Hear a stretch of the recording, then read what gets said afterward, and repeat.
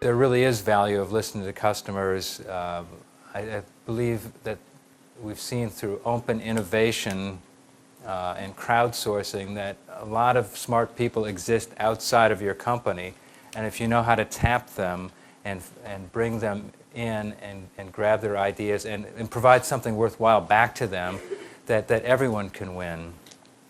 But I'd like to start with our panel here and just ask, how do you listen to customers, or really should you? And let me pick on Adam, since he was provocative to begin with and saying don't pay attention to those folks. Adam, what do you think? You have to remember that it's a confrontational relationship. Your customers want more from you at a lower price. That is their prime objective, no matter whatever else happens in a conversation. We often forget that. The second thing is that if there's going to be a significant shift in a technology or a product line, the last thing they want is for you to force it on them. So they will beg you to keep the product line alive while they go talk to your competitor and prepare to go buy the product from somebody else, because they want you to carry that cost of the loss, not them. So customers will lead you down the primrose path absolutely intentionally and get you into a lot of trouble. If you want to talk to customers, I always say talk to the ones that left, that walked away, went to your competitors. They can tell you something about where the market's going. But don't ever forget that your customers have a vested interest in not telling you the truth. Anybody else want to tackle this one? I don't want to say I'm speechless because that would be disrespectful, but I've become a firm believer. You sound speechless. Yeah, this I do actually. I am mumbling. This year in particular, and there's study after study that shows it's actually more about value than it is about price. Now, there's actually has to be the right equation, but it's especially lower income and smaller companies and mid-sized companies. They're all about getting to the best value, which is some combination of price and offering and channel. So that would be point one. Point two, I think Adam's right about like kind of the old ways of getting to customers is correct, and I think the companies that I admire a lot are spending a ton of time with their customers in their customer environments, and I'll give you just two extreme examples. One was ConAgra and the Orville Redenbacher's brand, and they did this earlier this year. They were trying to study and understand the insight behind Redenbacher and how they could start to sell more popcorn and the like. And they did a popcorn deprivation study, which they basically took, and this was heavy users. They took their heavy user segment, and it's a different discussion. 2 buckets or 1 bucket? And they removed popcorn from their homes for 3 weeks, and they wanted to see what the impact. And these were people that were popping corn almost every day, and the insight that came out of that after 3 weeks was that moms said that there was less communication in the home, more fighting in the home, and they didn't really know what was going on in their kids' lives. And the insight for Redenbacher was obviously this is not just about popcorn and movies, it's about connections and communications. And so that would be one example of a different way of doing research. On the other extreme, IBM has, on the B2B side, what they call innovation jams every year, and I'm sure Michael knows about these, where they bring everybody but employees to these big 20,000 person jams, and they are everybody that kind of influences the world of IBM except IBMers. And they would claim 2/3 to 70% of their innovations come from outside their 4 walls. Let me ask this question, and I think this is probably foremost on a lot of people's minds, given how quickly the economy is changing. We heard our speakers talking about how these giant companies that were good to great, have fallen, and in the case of Circuit City, even just gone completely off the map. What should leaders do to adapt to a rapidly changing marketplace? Bridget, let me start with you. Well, I've noticed that a lot of the companies I work with are so, and this is true of all of us, and this includes myself, really. It is so easy to get caught up in mixing up strategy and tactics, like Rich was talking about, especially when it comes to the rapidly changing world of social media, and everybody is obsessed with being on it, being talked about. How quickly can we get a YouTube video up? How can we make it viral? How can we make it sticky?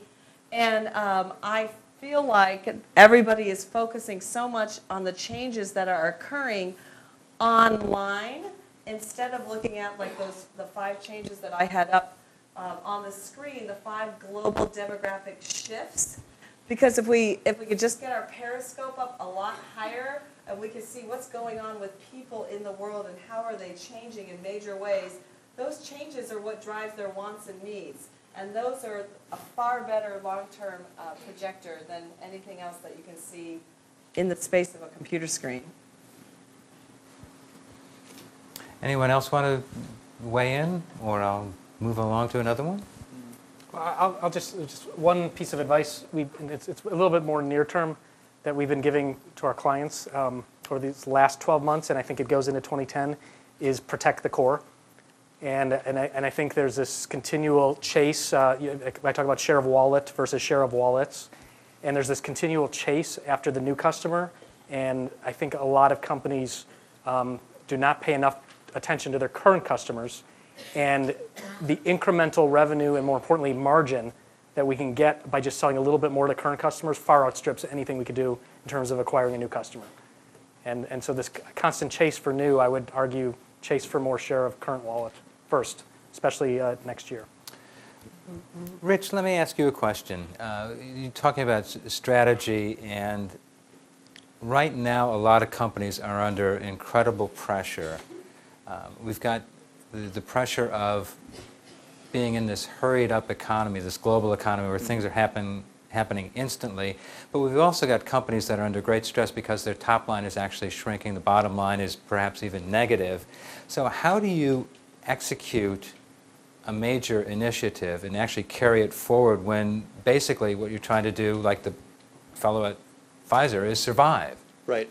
Yeah, I think when you look at planning in most organizations, I think Adam was right on the money. It's a historical look.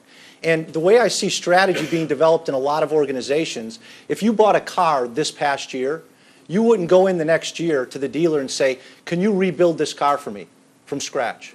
That's how we do strategic planning in a lot of places. It becomes this overwhelming monster where we've got to spend 3 months and thousands of PowerPoint slides to develop this strategy, which quite frankly, very few people ever really look at.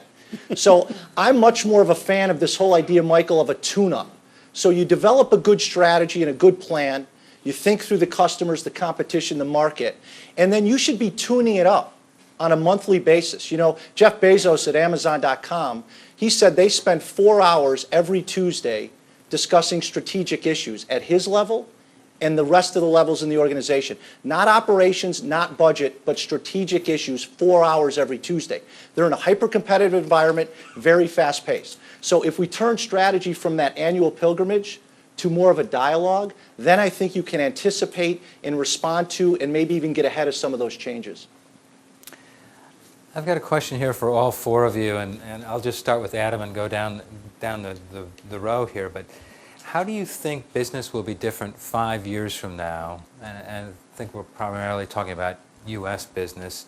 And how can we take advantage of this starting now, so in 5 years from now we'll be in the best position? Let me just pick up on you said U.S. business. There will be no such thing. You're going to be in a global world competing with global competitors. We're going to come from China and Brazil and India and Hungary and everywhere.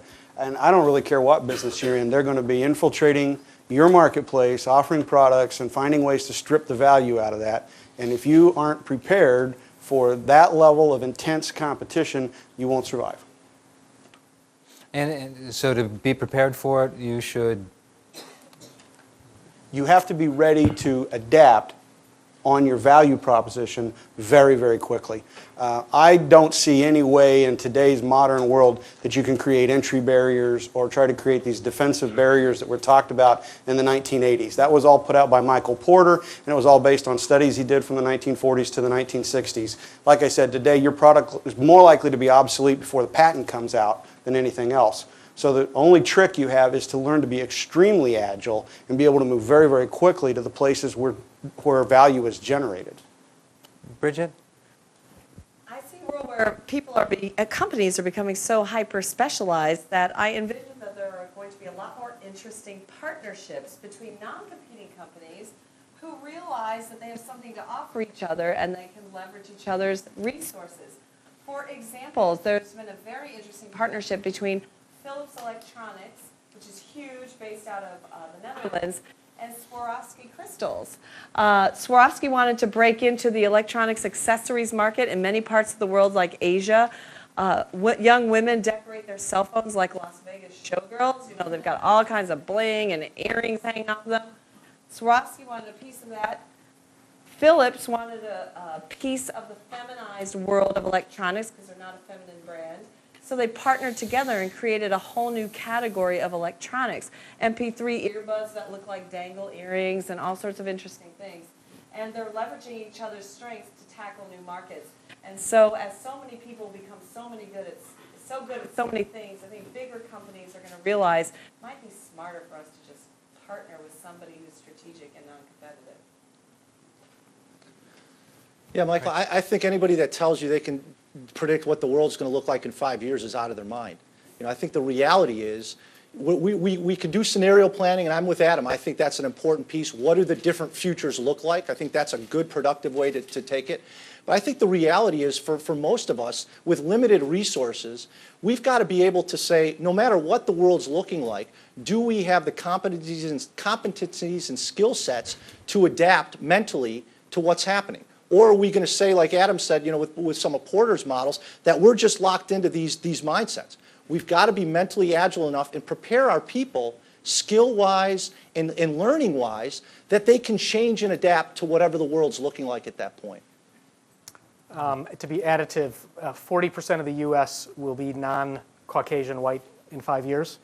So figuring out how to, it's similar to Bridget's comment about women, it's a different world 5 years from now. And I agree with Adam. You may not operate in a global economy, but it is a global world. That sounds redundant, but it is a different world. So that would be part one. Part two would be, I think you're going to see companies, both B2C and B2B, operating, and this actually goes back 25 years, to more of a, it used to be called mass customization, but the idea of figuring out how to do one-on-one marketing, and marketing on customers' terms, and not just marketing, but relationship building and commercialization. That is just, there's not going to be a one-size-fits-all anymore. And you might operate in a 7-segment world today. It's going to be a 1,000-segment world in 5 years. And you got to figure out how to be fluid, and you got to figure out how to be really flexible from how you're thinking today.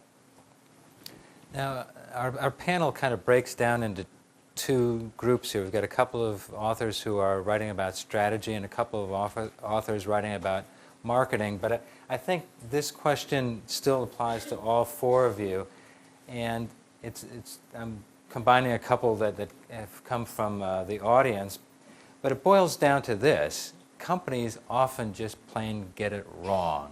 They don't pursue the right product, they pursue the wrong product, they can't get everyone in an organization behind something, so it never makes it beyond the idea stage, or it gets into the marketplace and there's no marketing power to push it beyond something on a shelf. I guess the question is, why doesn't management do better at management? Who wants to step up first? Because more of them need to go to Lake Forest Graduate School of Management. Okay. But other than that, what's the question? Well, what Kurt said, I think there's a couple reasons. One is in a world with a lot of women consumers, it might not surprise you to think that I think there are too many women absent from critical decision-making processes that go all the way back to the R&D product development level, because women are grossly underrepresented in, thank you ladies, I presume it's the ladies clapping. Now why would I presume that? So women are underrepresented in industrial design, they're underrepresented in architecture, they're, when it comes to a retail space design. And every step of the way, and yet every consumer company we're talking about today depends on women for their survival. Walmart's going after moms, and they're very open about it. So that's one piece, because you'd never go into China, let's say, without any Chinese nationals on your team. You'd miss all the nuances. So I think that happens every day, and everybody's blind to it, or nobody wants to say anything about it. And then the other piece that I see happen all the time is that the insights part of an organization is outsourced 100 ways from Sunday. So if somebody wants, let's say, a focus group done, they tell the ad agency, who tells the research team, who hires a focus group facility, who outsources a moderator, and then the people that are eating M&Ms in the back of the facility are not the people who are going to make the final shot. So I feel like there's way too much outsourcing of important information and insights. That's my 2 cents. So I would offer that I think too many companies still operate in a 95% confidence level before I will release a new product, and so by the time I get to 95%, it's killed. It's already dead because either somebody's come out with it or somebody internally have killed it. And I look at companies like Adobe and Burger King as two good examples of what they employ what they call a test and learn model.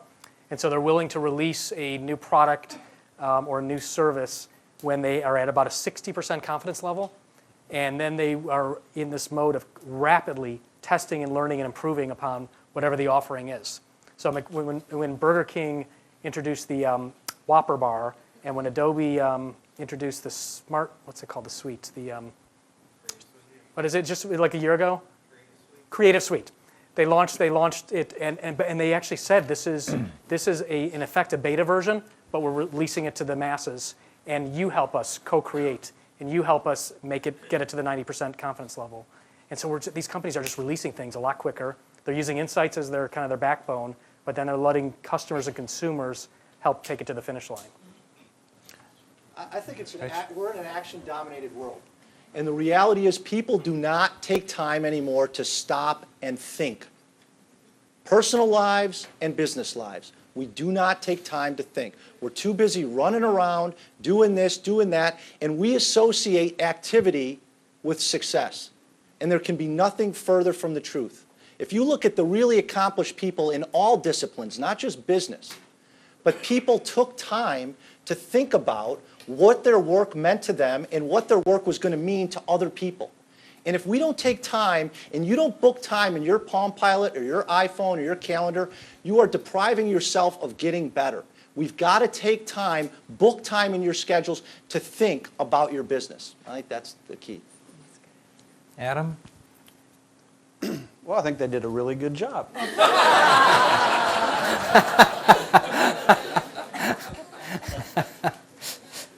There are a couple of questions here where people are asking for advice. And one is just how do you make a business more competitive now? But another is looking at a different type of business, a small or medium-sized business that does not have the wherewithal, the resources of a larger corporation. Are there things that a smaller company can do to overcome what may be handicaps? Let me ask you, Adam, to start with this one. Everybody over-invests in the business they know. You're comfortable with the business, you know the people, you know what you're doing, and you always think to yourself, it can't hurt to do a little bit more. It's kind of like you got a car and it doesn't hurt to wash it one more time, it doesn't hurt to change the oil a little more often, it doesn't hurt to do a little bit more to it. Small businesses spend too much money and too much resource doing more of what they know how to do because it makes them comfortable and makes them feel good. Universally, we see this. Small businesses have plenty of resources, it's just we don't allocate them well. In fact, many small companies have no resource allocation process. It's just assumed everybody's going to keep doing what they did before unless the CEO steps in and forces some kind of a change.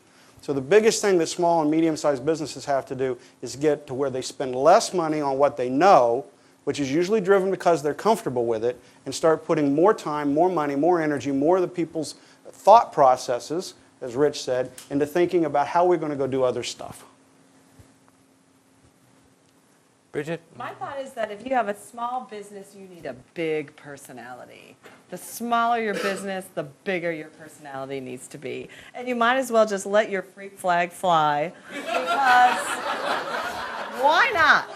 It's a small business. There's so many competitors out there. And I find that a lot of small businesses are trying so hard to kind of look like junior big businesses when they're actually much more interesting and appealing if they're just themselves. I get a little tired of hearing companies at all sizes complaining we don't have enough resources, we've got less budget, we've got fewer people. You know, the reality is there's a study of 500 companies that looked at financial performance over a long period of time. And what they saw was that 70% was due to internal management. It wasn't due to the economy, it wasn't due to the external conditions, it was due to internal management. And to Adam's point, we've got the resources. What I find, to Adam's point, with my second A allocation, people aren't allocating. You know, you've got to think through. We've all got our to-do list. If you want your team to be infinitely more productive tomorrow, give them a not to-do list. Specify for your people what they should not be spending their time, their budget, and their talent on. All of a sudden, you're going to have a dramatic impact. We've got the resources. We're just not using them with discipline. Scott? What was it called again? Freak fly? I don't have a, yeah, give me one of those. This will sound odd, but on day one at Kellogg, back in '87, they taught us STP, and it stayed with me my whole life, segmentation, targeting, positioning. And when you think about segmentation, you generally think about bigger companies doing these massive quantitative, analytical, statistical. And I'd argue small and medium-sized companies need to do a segmentation to do what these guys are saying, to focus their resources, their time, their energy on the few segments or the few customers that are going to get you disproportionate margin. So that would be part one. And part two, to Bridget's point, I was with the founder of a company called Method. So you guys know the Target and everything. And you know, he would claim that it's a $100 million company. They spend, I don't know if that's small, medium, or large in the context of the question. But he would claim if you have the product or the service and it rocks, and theirs does, then the rest of the world will take care of your message for you. And this is what the second shift about figuring out how to build your own network and your own community to help have them do a lot of the heavy lifting. He would argue that if he got rid of his $5 million marketing budget tomorrow, they wouldn't lose one step of momentum in building the brand because it's such a strong product in the marketplace. And consumers have built the brand for him. Let me ask you a very quick question, and that is, based on your conversations with the companies you work with and the folks you talk with day in and day out, is the recession over?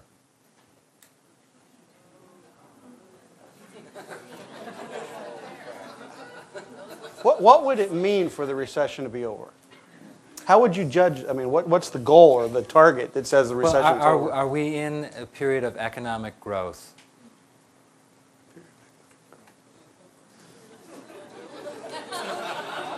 Everybody wants to say yes.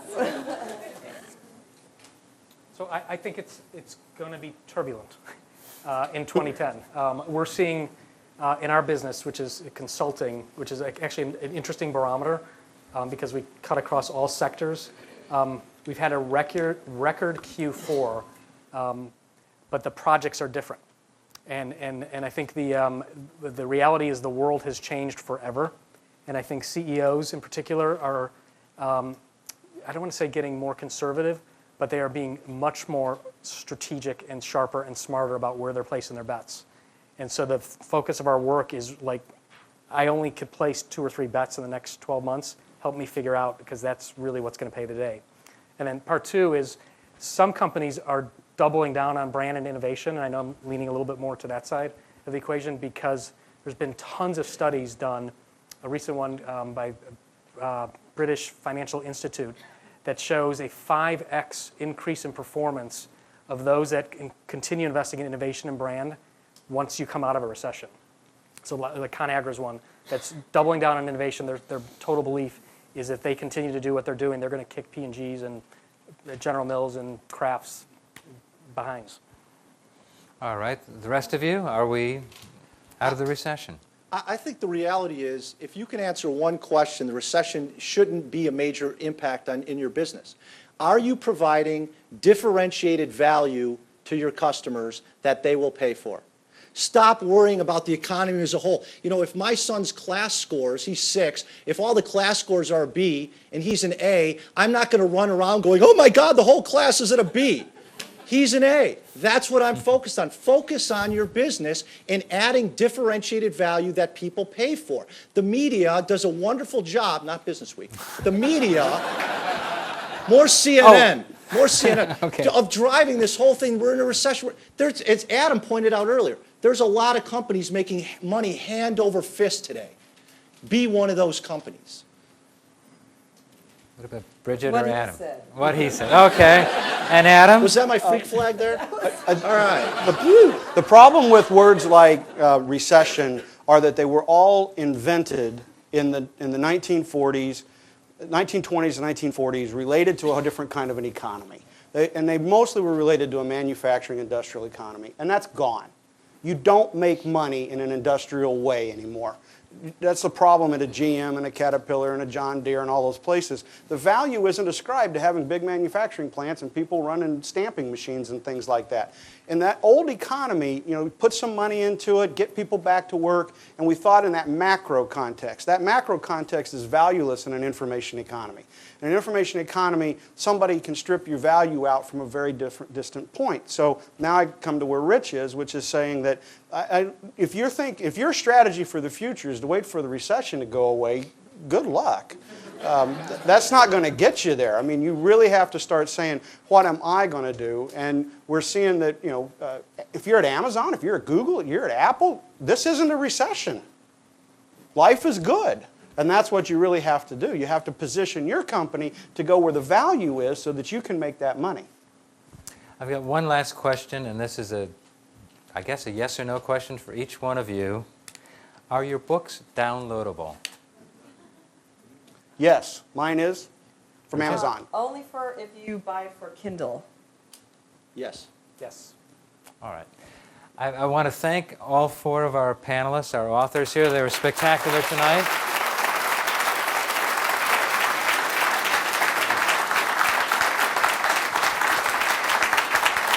And on behalf of the 3 organizations that are all trying to make you better business professionals, Mentium, Business Week, and Lake Forest Graduate School of Management, have a great evening. Go buy some books, eat some food, network some more. Thanks a lot, everyone.